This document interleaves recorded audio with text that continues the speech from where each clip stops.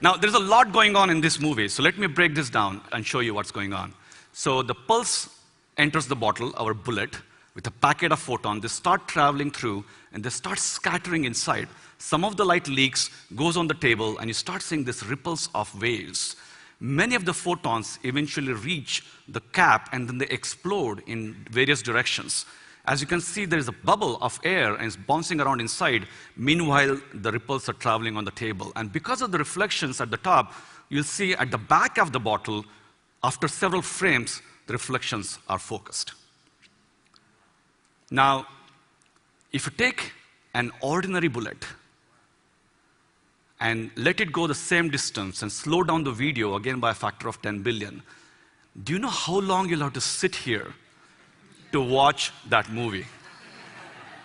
A day, a week, actually a whole year.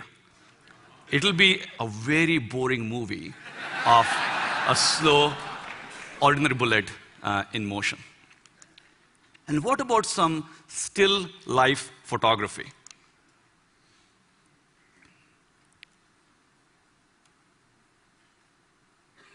You can watch the ripples again washing over the table, the tomato, and the wall in the back. It's like throwing a stone in a pond of water.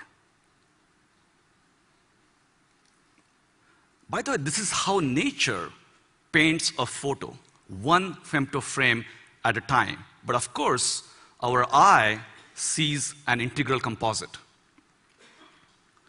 But if you look at this tomato one more time, you will notice as the light washes over the tomato, it continues to glow. It doesn't become dark. Why is that?